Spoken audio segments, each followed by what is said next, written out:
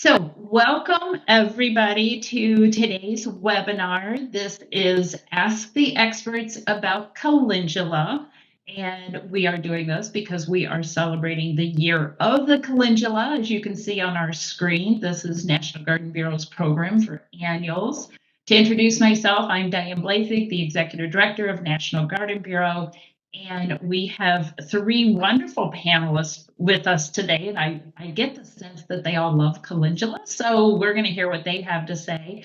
I will briefly introduce each one and then turn it over to them so that they can do their own introduction. But I do want to tell everybody that if you have questions, please put them in the chat or the Q&A. Use that chat to chat amongst yourselves, tell us where you're from, etc. But I will be monitoring both the chat and the Q&A. So with that, let's get going with introductions. We have Allison, who is from Sahin, Turkey, Europe. We have Crystal from Eden Brothers, and we have Joy from Johnny's Selected Seeds. So Allison, how about if you introduce yourself? Sure. Hi, I'm Allison. I am the North American Account and Product Manager for Sahin. We're a brand of Taki Europe that basically means that we're a seed breeding company in Europe, and a lot of the calendulas that I'll be talking about, our three breeders actually bred them for the market. So it's something exciting that we brought to North America, and that's kind of what I sell to the market. That's my job. Bringing a European flair in, huh? Pretty much, yeah, I think so. Excellent. And Crystal. Hey, I'm Crystal Provenzano. I work for Eden Brothers here in Western North Carolina, and I've been with the company for 11 years now and have been gardening for quite some time, and excited to talk about calendulas today. Great, thank you. And Joy. Yes. Hi, I'm Joy, and I work for Johnny's Selected Seeds. I'm based in Maine, and my role with Johnny's is the variety trialing for cut flowers. So we do a lot of trials year-round on the farm, and calendula is one of the crops that I get to work with and really enjoy growing. Just taking a stab in the dark here, any idea how many varieties you've trialed of calendula? Oh, that's a good question. I would say dozens of varieties over the years. Good. Yeah. Okay, we will tap into that expertise. So one of the ways that I like to start our webinars now is for you guys to share the most commonly asked questions you get about growing calendulas. So what is the question and what's your answer? So who wants to go first on that one? I can. Sure. Jump right in. Okay. Allison raised her hand. Yeah, sure. I'll go. The biggest question I get with calendula is deadheading, because you can always see the spent flower and if you should deadhead it. So yes, you should deadhead it. But one of my favorite fun facts about calendula in general is not only that you can deadhead it, but if actually you pinch it back when it's nice and small, you actually get a bushier plant, so you get more flowers. So yeah, you can deadhead it, but I'd recommend pinching it when it first starts, and you get a better looking plant with more flowers during the summer. Why, thank you. Okay, who else? Our most common question is usually just, how do you grow calendula? What's the best way to start it? And, our answer is that, these are fairly easy to grow from seed, and they're pretty tolerant. They tolerate cooler temperatures. They tolerate, sun. You just have to keep tending to them, obviously, like you would any other flower. But yeah, they're pretty easy to grow flower. Excellent. And Joy.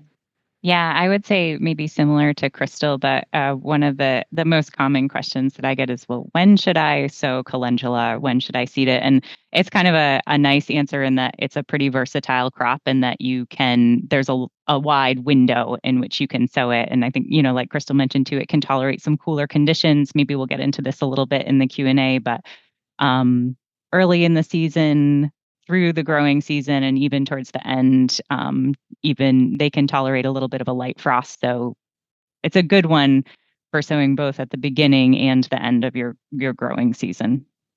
Great, thank you. Okay, I see several people asking whether or not this is being recorded. And yes, we're recording it. Yes, we will send out a link to where we post it on our YouTube channel after. So it was easier for me to say that than to type it. So what we're going to do now is we are going to go through this presentation. So we're going to wow you with a lot of different varieties of calendula. And pretty sure this is going to inspire you to get out and try some because there's a lot of different colors. So we are going to go through this. And Allison, I think you have the first one with Bullseye. I do. I got to get this forwarded here. Sorry, I've got a spinning thing going on. There we go. Bullseye. This is actually my top favorite calendula of all the 15 that we have bred in. And the reason why is because it's a double-ish flower, so the petals fall back and you get this thick flower head. And every time that I see it in the garden or I've trialed it, I like to run my hand across it and it feels like I would think somebody told me penguin feathers feel like. So it is my all-time favorite because every time I see it, I go like, oh, I'm at the zoo. It's like a penguin that I'm petting. So that's my favorite thing about Bullseye. It's a really nice, cool yellow flower with the bullseye center. Thank you. Well, I am having issues forwarding. There we go. Okay, I just got to be consistent here. There you go, Allison. Candyman Orange. It's Candyman is the series name because it's like tiny pieces of candy in the garden. It's a really big flower head. So you're thinking 2, 3, 4 inches in length. And it's a huge orange flower. So I know it looks orange in the picture, but it's really almost neon when you get it into the garden. So as you put it as a border plant or you stick it in the garden, you'll be able to see it from a distance. So it's a really cool calendula that you can see throughout the garden. Citrus Fieldgrown mix. I believe that's still me. Yes? Mhm. Yeah.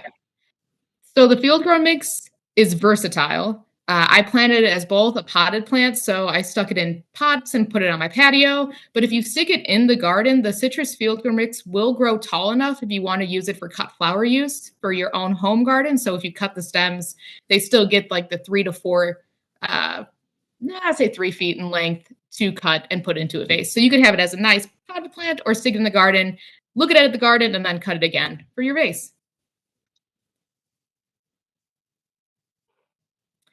The Daisy Fieldgrown mix is a little different than the Citrus Fieldgrown mix, the one before it. What makes it kind of different is the shape of the flower. So the daisy should be more of a daisy-shaped calendula flower than just your classic calendula flower. And both of these mixes, I think, are really cool in colors because it's that pastel that's very popular right now. So you get the light yellows, the citruses, and the kind of bright yellow just to spice things up a bit.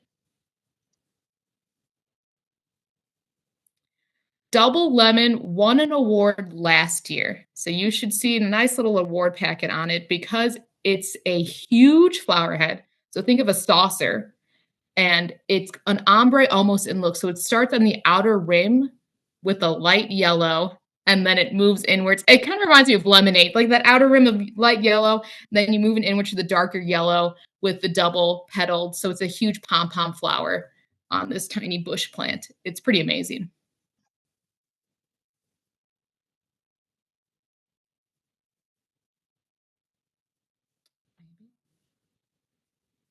Who is doing funky stuff? Hey, funky stuff. That's mine as well. Yeah, sure. Funky stuff. Funky stuff is a little different than Candyman. So you're thinking orange calendula, they should all look the same, but they really don't. Funky stuff is a smaller calendula flower. So think of a daisy or a chrysanthemum. You got the small flower head, and it's a spray of blooms. Instead of just the flower sitting on the plant as a bush, you kind of get an uplifted spray of calendula blooms in a funky stuff type of plant.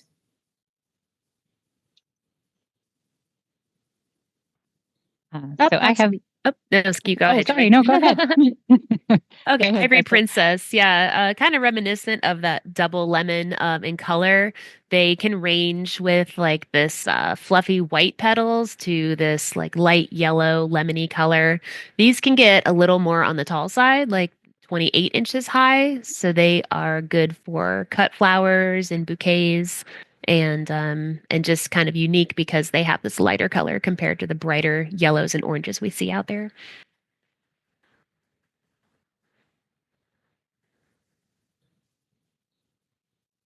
Not sure what's going on here. Sorry. Okay, Kinglit. Kinglit, that's mine too. Okay, so that one, those are unique. Those have a almost what I would just loosely describe as like a scabiosa look in the middle. You know, they have those little fluffy petals in the very center. So these are going to be, you know, up to 24 inches tall. They would also be very pretty to use as a cut flower in a bouquet or, you know, as an accent in the garden. Neon is us as well. So this one is a pop of fiery color with the bright orange with the red tips on the petals.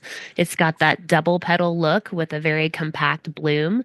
So it can really stand out as a cut flower as well. Can you tell I'm into cut flowers? I like to cut flowers and make bouquets all the time, but it does stand out. It stands out in the garden as well. Thank you. And then we have, I think we're back to you, Allison, right?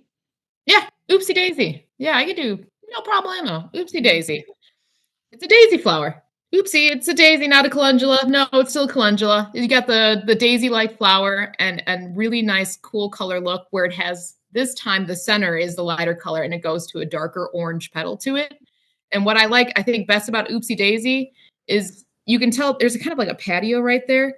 It stays only 2 to 3 feet, so it stays nice and compact. So put it as a border planter in a container, and you don't have to worry about it flipping around in the wind. It kind of just nicely stays with all these daisy-like blooms. Okay, so I think this one's me.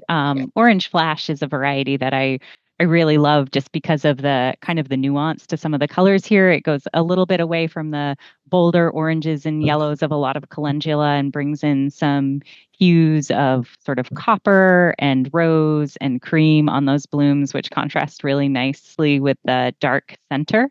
18 to 24 inches tall. So this is one you might also be able to use as a cut flower if you're interested.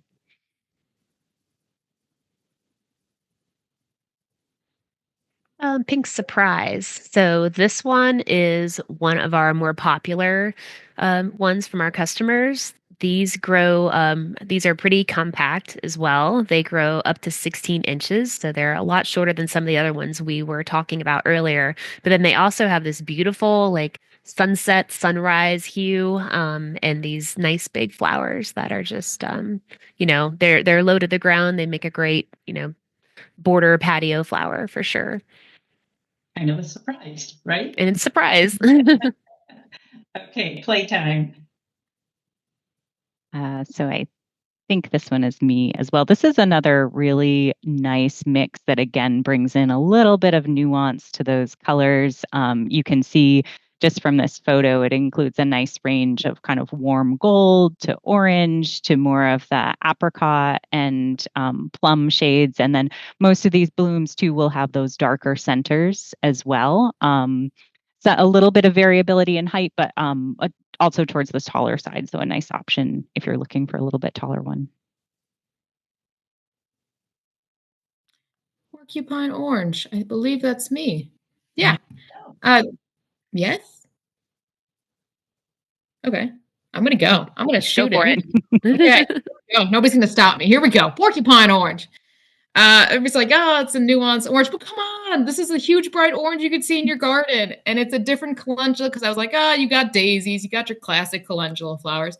It's a porcupine. They're tiny little needles, petal shapes that come out of the flower head, and they're huge flower heads, so think 2 to 3 inches in length. It's a good plant for your patio. I like it for cut flower use. I think everybody here loves cut flowers way too much not to use calendulas as cut flowers, and you get this huge neon flower with like, it's like needles, tiny porcupine. Very cute. And it's a cute name too. It is.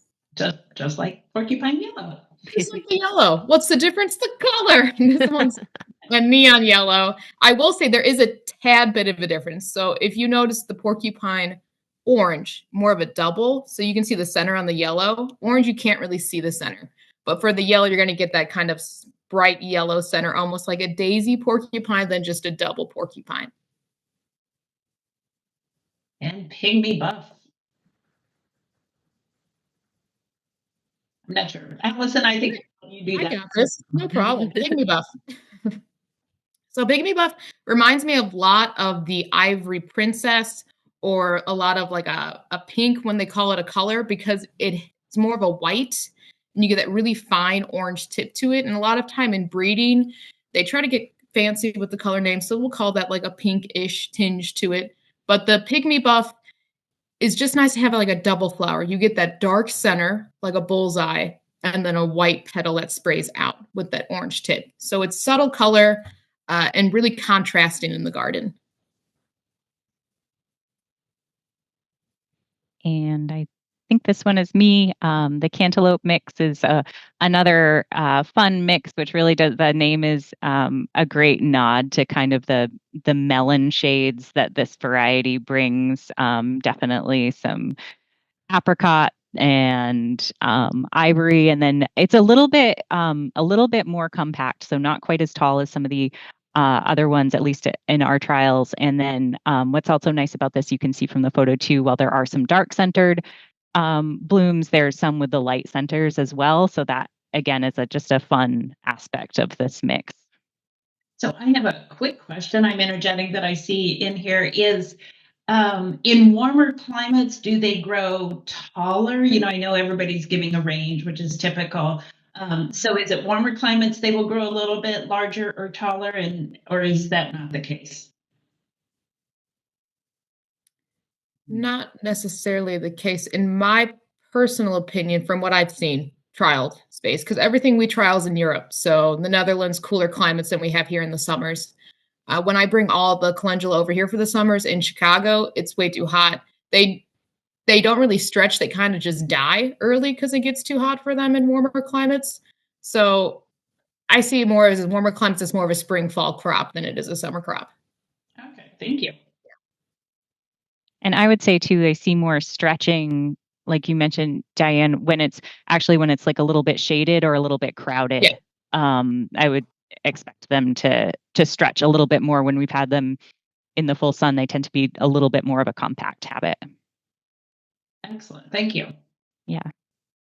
And let's see, I think Allison, you were going to do Pacific. Oh, I have Pacific Beauty Mix. Oh, yeah. Take that. Yeah. This is the mix you choose when you can't decide. So this is one of our other more popular mixes. We have if you can see some more pictures on our website, but it's basically a mix of all different kinds of the calendula. So there's yellow, orange, the light, creamy color, the ones with the fluffy scabiosa-like centers. So this is definitely the go-to mix if you're looking at what you want to order and you can't make up your mind. Thank you. And it looks like the last two we have is Cheers Orange and Cheers Yellow. And these are from another one of our members, and it's a vegetative variety. So you're not going to be ordering seeds for these, but these would be the ones you might see in the garden center as already started as plants. And they're definitely on the more compact side, about 14 to 16 inches. So, okay. Well, thank you guys. Let me unshare now, and so that we can see your faces. And what we're going to do now is just kind of go through some of the questions we have. So we might as well start with like some general growing questions. I think I've heard you say starting from seed, but can you start indoors? And what is the timing? So who wants to take one of those questions?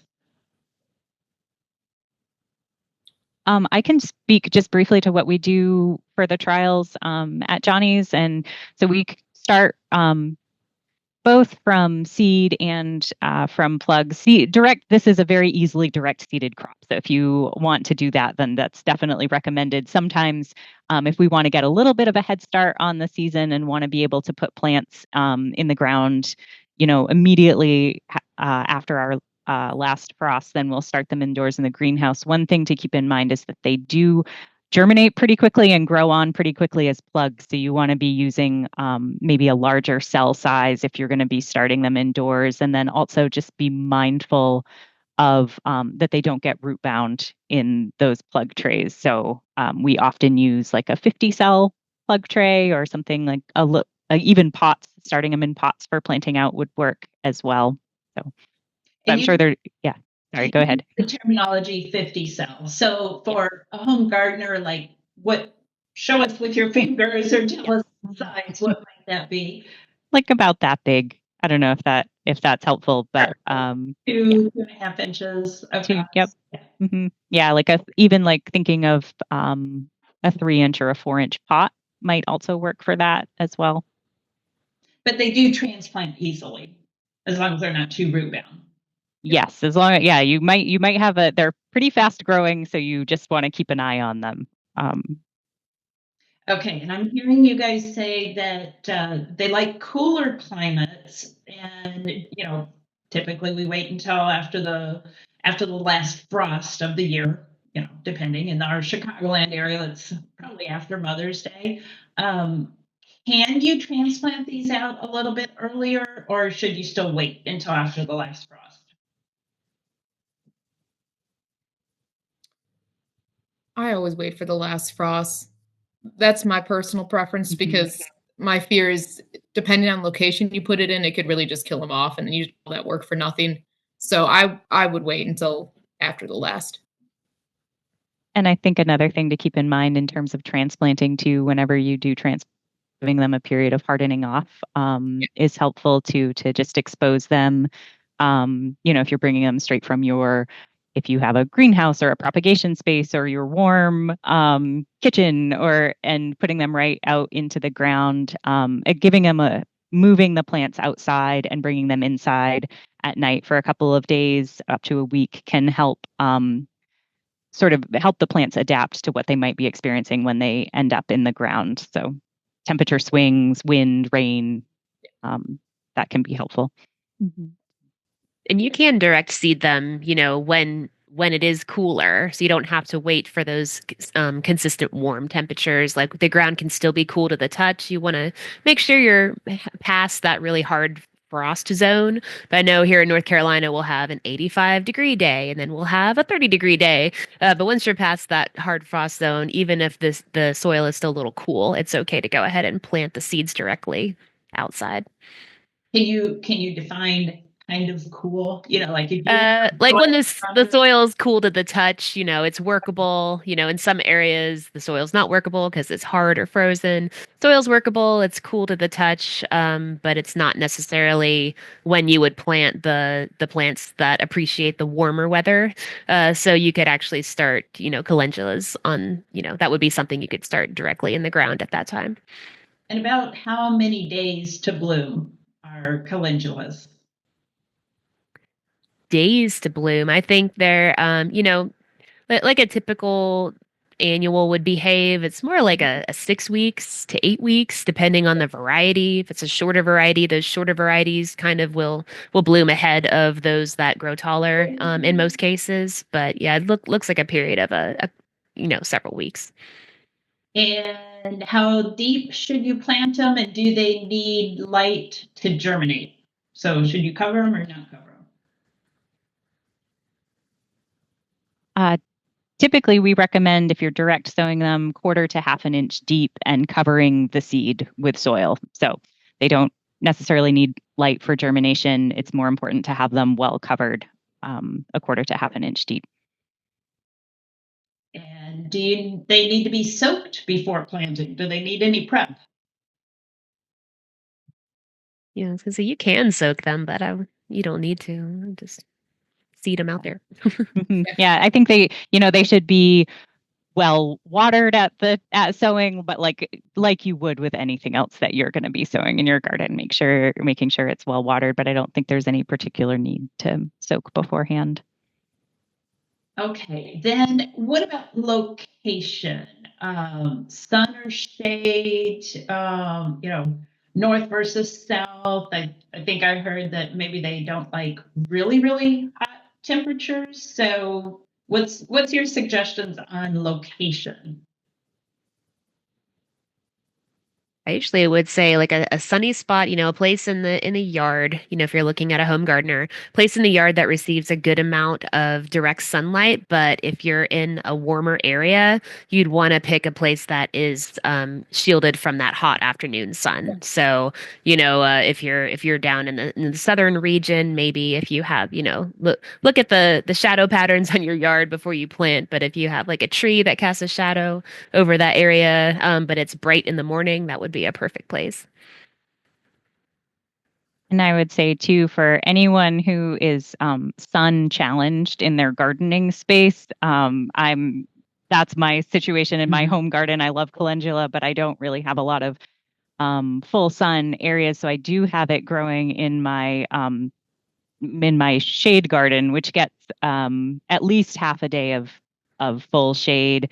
They do grow there, but what I see is that they tend to stretch and be a little bit taller and leggier than what I might see in the trial fields in full sun. And so that's perfectly fine with me. I love them and I want them around. But that's, they will grow in those conditions. You might just see them stretching a little bit.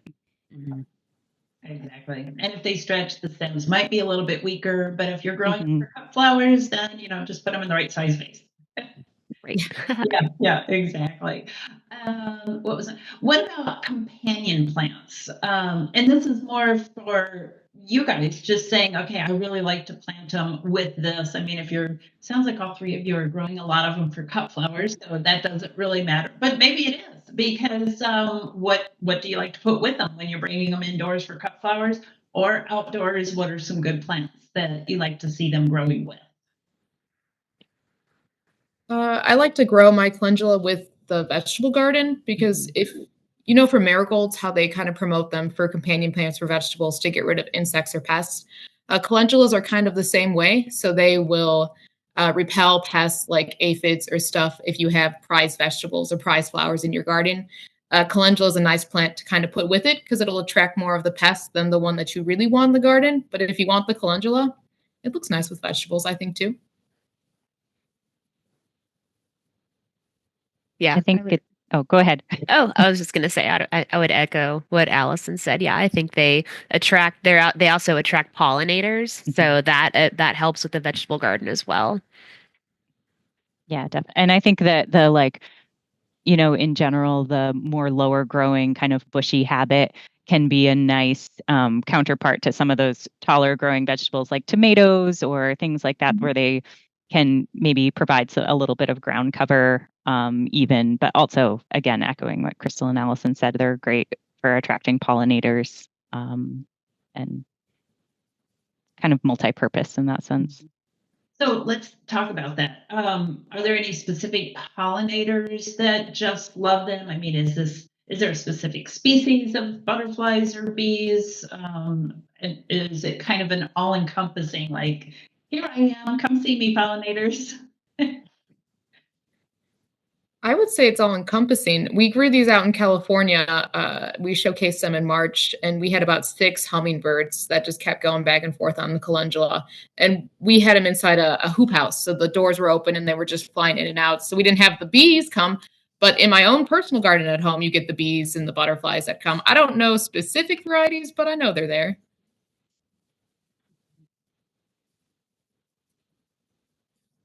All right. Okay. Let's see here.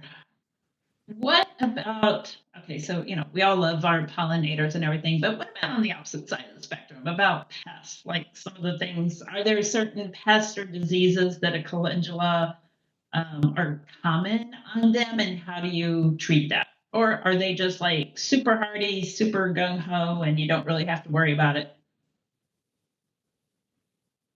I don't know about pests or diseases, but the first thing that came to mind when you mentioned that is they can be susceptible to powdery mildew depending on how closely they're planted together and, the airflow in the planting area. So that is something you want to watch the spacing when you do actually have them growing in the garden.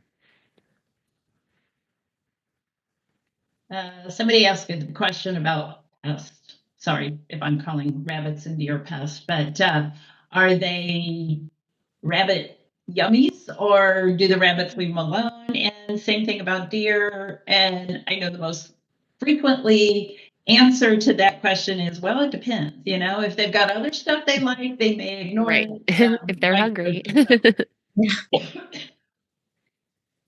Well, I mean, Yeah. we can eat calendula at a small sprout when it comes up. People put it in their salads and stuff. I'm sure it's just as delicious to rabbits as it is to us in its small stage. Good point. If we like them, they will too. Yeah.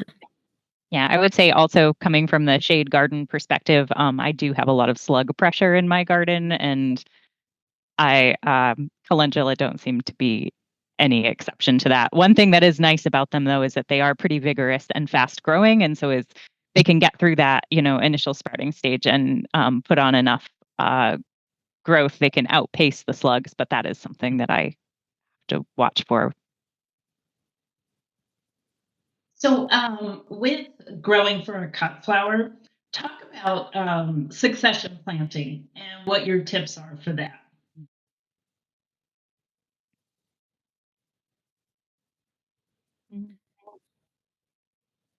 I was going to leave that to Joy Crystal. I I you said you love cut flowers so do much. love cut flowers. I don't know about with succession planting obviously is when you're planting them in t- different periods of time. So you would plant the first block of the garden, on a certain date, then maybe like a week or two later you plant the next block of the garden. So as they grow and bloom and they slowly die back, then the next ones that you planted will start to bloom and hit their peak in the season over time. So so that would be how you would really sustain bouquets throughout the whole season.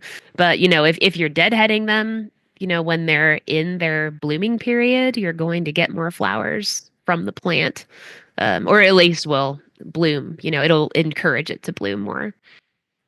So actually, succession planting may not be quite as appropriate for calendulas because they just bloom all summer long.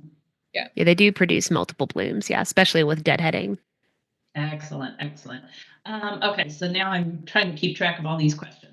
From a breeding perspective, what colors might be coming from breeders in the future? Any truer pinks, or I don't know. I don't want you to give away your secrets. But No. can anybody address that? It takes, so I work for a breeding company, so I see the stuff that's coming down the pipeline years from now. And I will say it's harder than it sounds difficult, but it is harder than it looks. Some people spend their whole lives breeding for their whole career one flower. We have a breeder who's working on a new flower and it's taken him 10 years and it's still not ready for market because the color's not right. But as far as color wise, the market continues to go more towards pastels in looks, and that's where a lot of our breeders are getting their notes from what consumers are purchasing, what people are purchasing for bouquets. It's continuously going to be pastels, so we're continuing to focus on pastels, and that will be what's been coming down the market, I think, for the next couple of years from our side. That's cool. And what about you were talking a lot about the petal shapes and that. Do you find that singles or doubles are more popular? Doubles are a lot more popular. I mean, I can give you a breeding secret, I guess, is how it goes. It's for flowers to produce seed, they produce better on single flowers than they do on double flowers. So it's harder if we want to grow double flowers and bring them to the North American market. You need a lot of seed. So that takes a lot more time than just a single flower that can produce more. So double flowers are much more popular, but it's harder to get the seed. So it's harder and takes more years for it to eventually make it to the market. That's why you see a lot more single. That's interesting. Yes. And okay, there was another interesting question over here. Going back to, we were kind of talking about field grown and cut flowers and your shade garden or sun garden. What about in containers? What might be the minimum size? I'm one of these people that when you talk about container gardening, I'm always saying go bigger. don't go smaller. I just think it looks more elegant. You can put more in there. They don't need watering as frequently. But what would you say a minimum pot size would be to grow some of your average calendulas? I know some of them are shorter, so maybe they take a smaller pot. But what's your commentary on container size? I mean, super general would be like an 8 to 12 inches deep, like a traditional flower pot you would see, and then probably about 8 to 12 inches wide. But that's just for one plant. So if you wanted to have multiple plants, you'd kind of want to multiply that. So several, I would give the plant a good 12 inches to develop and have the airflow, go available to it. I found that when calendulas, like I was growing one plant in a 6 to 8 inch pot, they're so water intensive that you would water them in the morning and then by afternoon they'd all be droopy and dying because they need more water. Like the bigger container is just better for it because the 6 to 8 inch, it's almost too small. The roots get all bound in it and you can't do much with it. So always go bigger. Totally. We're all in agreement about that one, yeah. And then that was one of the questions. So you kind of did a nice little segue there, Allison. So on average, are they thirsty plants? Are they thirsty just in the beginning, or are they thirsty just in heat? What's water needs on average for calendula?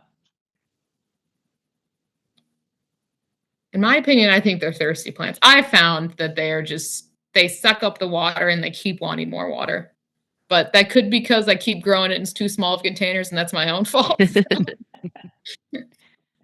Yeah, I think on, when I think about them again, I just think about their pretty fast growth habit. So they're putting on a lot of vegetative growth pretty quickly. They're producing a lot of flowers and they have a sustained flowering window. And so they're using a lot of resources to do that. And so I think, again, yeah, in line with what Allison said, keeping them well watered is probably pretty important for this one. So that begs the question of fertilization. Do they need to be fertilized, and how frequently, and what do you guys use? What are your suggestions? I don't fertilize mine, but I'm also, a lazy gardener. I'm a set it and forget it type of person in my own garden. But yeah, so I will, will make sure that they have a good starting, a good starting point for the soil, but I don't usually fertilize throughout the season. They're pretty good on their own, in my experience. No, I agree. Yeah, I don't fertilize them. They fairly well without any fertilizer.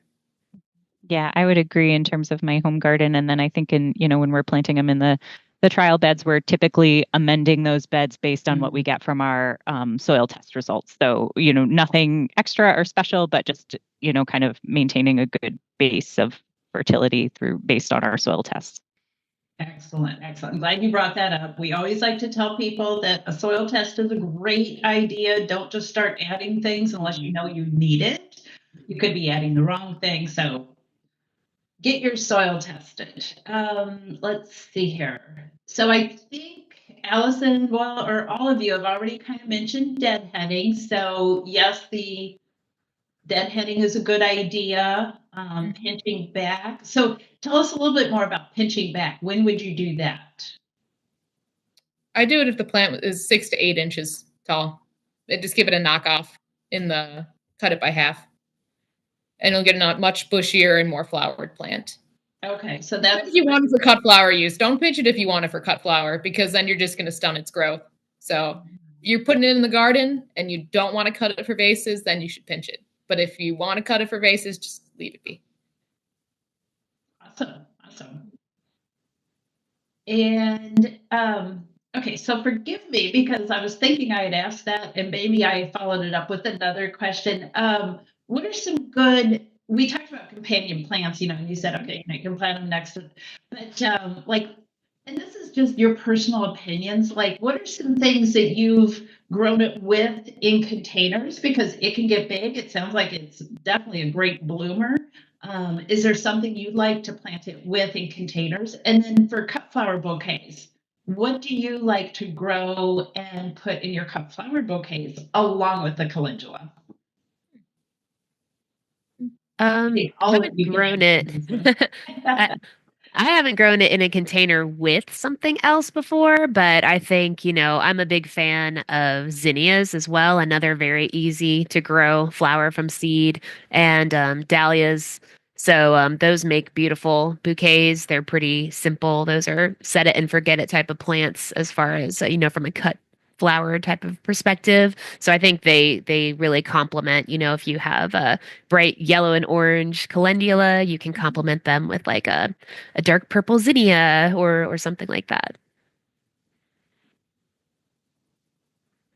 I like doing if you're doing a container, something that spills out of it, because usually the calendula is like this bushy thing that comes out. So you could put uh depending on the petunia, like a type of spiller petunia or some other flower that's just going to spill out the container. That's what I like doing in containers. And if I was going to do like a cut flower with calendula, my two personal favorites are either delphinium, or if you're going to do like a sunflower. So a sunflower, because you got that yellow big flower, then a yellow calendula, or delphinium, because it's that's nice stalk with these tiny calendula blooms. Yeah, and in thinking of cut flower pairings with calendula, it's usually, when we're planting it in the spring, it's one of the earlier flowers to bloom, a little bit faster blooming. So sometimes I'll pair it with early perennials that are coming out of my garden, even with sometimes with a still bee or some other. It's really nice. Those pops of color and those kind of wide flat blooms are also really nice. If you have some sort of spike flower that can be a different contrast or shape with snapdragons, it's nice. Then it's also a lot of times pairing it with, it's kind of fun to pair it with like a purple basil or even like I have a lot of mountain mint and things growing in my garden too, and it's always a nice pop of color against that greenery. And it's funny, I was just going to ask you, all three of you, if you've ever used basil in your cut flower bouquets. I was at an event recently and it really surprised me, for most of us growing it for culinary uses, it's like, oh, pinch the flowers off. But the flowers were on there and the aroma when you walked by this bouquet with the basil in there. And I was like, I had never thought about that before. Mhm. Yeah, it's kind of another kind of multi-purpose fun thing to have a few different uses out of it. Exactly. Yeah. Okay, so what about, I can't remember who said this, something about calendulas being edible, and I think there might be some other uses. I mean, we are not running any kind of medical show here, so we're not going to make any claims. But as far as edible, medicinal, teas, what else? Potpourri, maybe? I don't know. What are some other ways you can use calendula flowers, I'm assuming? I don't know that the foliage would be used in any way, but you can correct me if I'm wrong. The foliage does what they use in salads. I was just going to say that that's what the small plant. You don't get the flower bloom, you get this small microgreen kind of thing. But yeah, anyway.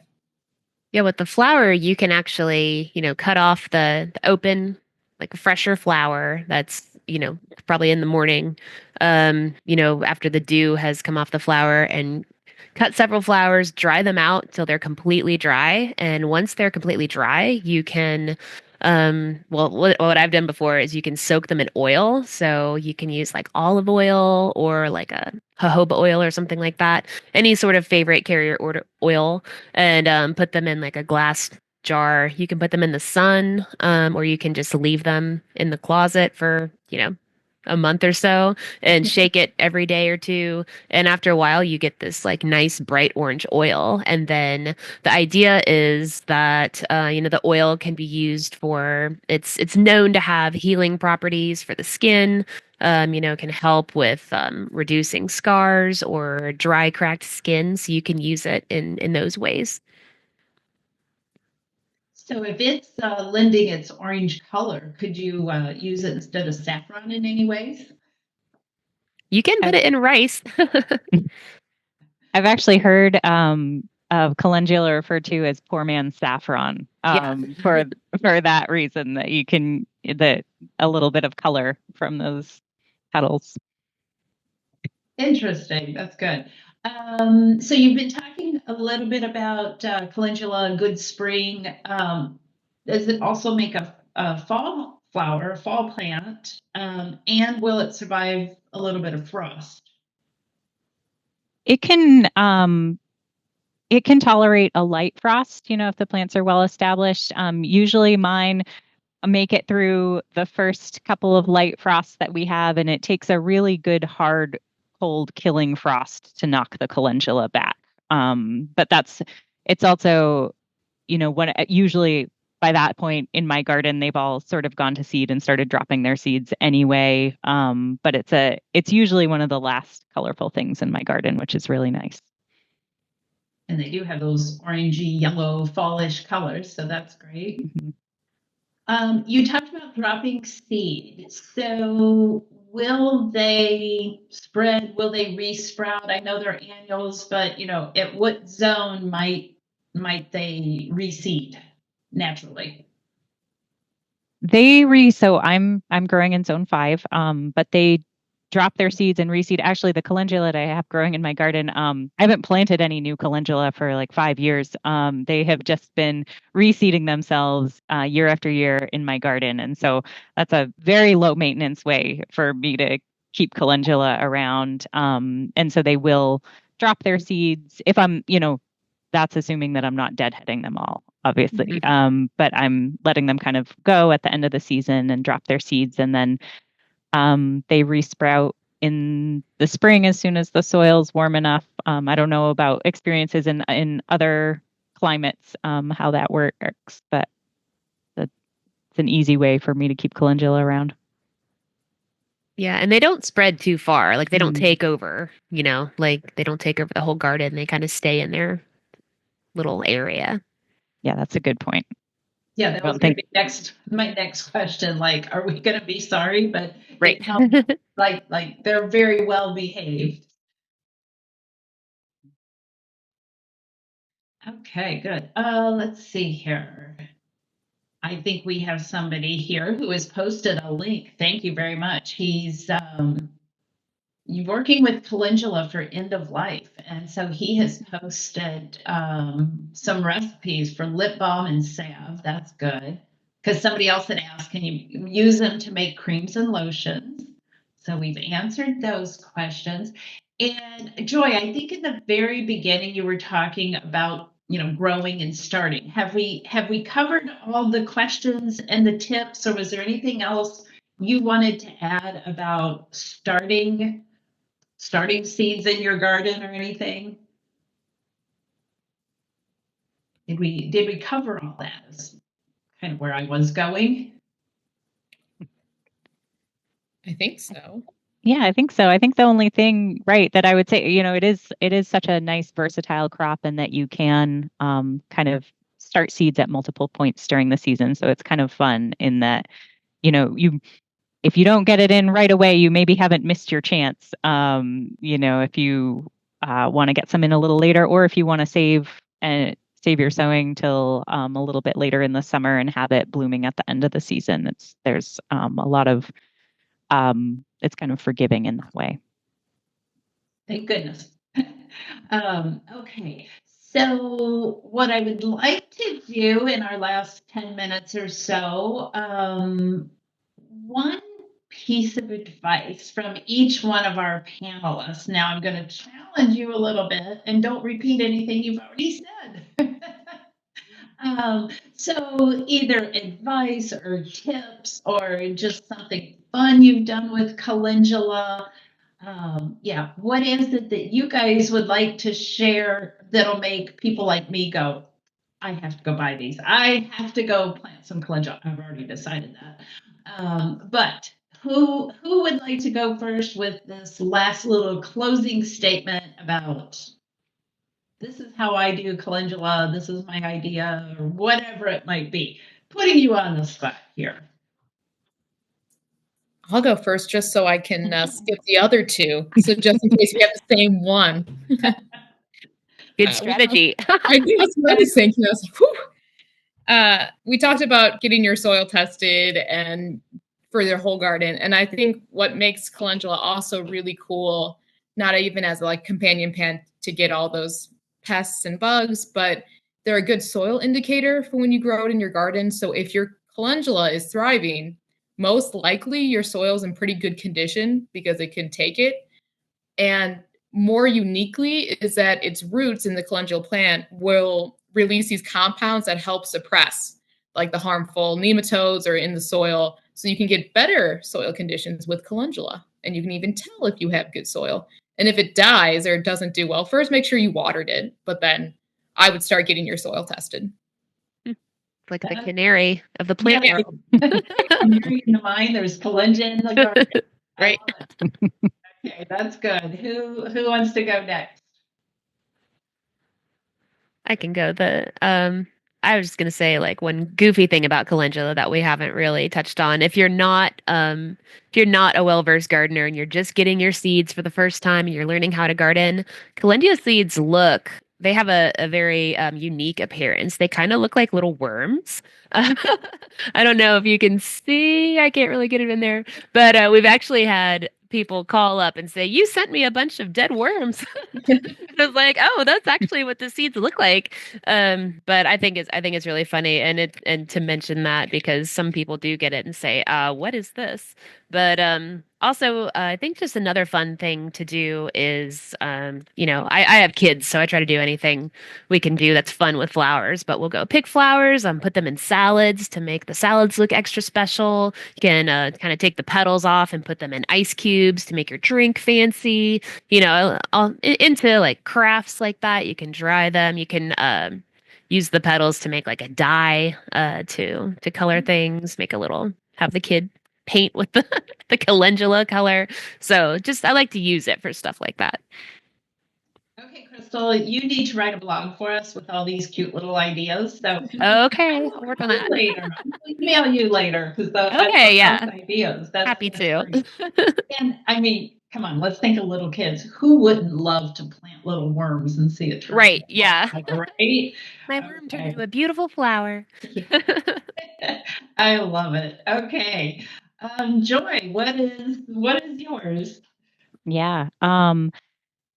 Let's see. We touched on this briefly, but in terms of using calendula for cut flowers, one thing I guess to know and then kind of a tip is that they do have this resin content, which is what kind of carries or where the medicinal properties, but what that can be when you're harvesting them for cut flowers is a sticky resin or residue on your hands and on your pruners. And it's something to just keep in mind when you're harvesting, but also if you are putting them in a vase for cut flowers, this is one that would really benefit from regular changing of the water. And so I would definitely recommend changing out your water regularly if you're having it in a vase to help extend the vase life a little bit.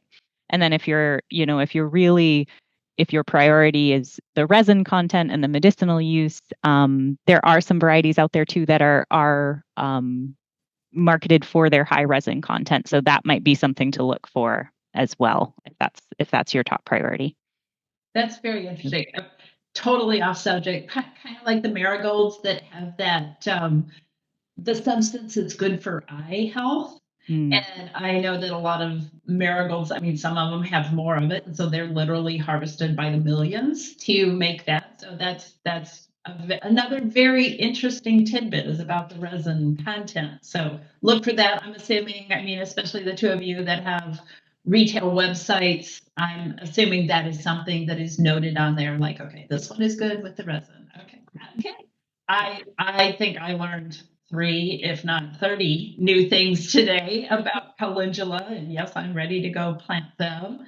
I don't see any other questions coming in. We had some really good questions and comments, and I think our panelists, we can all deem you calendula experts and the queen of calendulas. It's great. I'll call you if I have any questions when I'm growing them this summer, but I want to thank you very much, Joy, Crystal, and Allison. A fun hour that we've had here and very informative. So for everybody, let's go celebrate the year of the calendula and plant your calendula seeds this spring and summer. So with that, thank you guys, and we will be chatting with you again.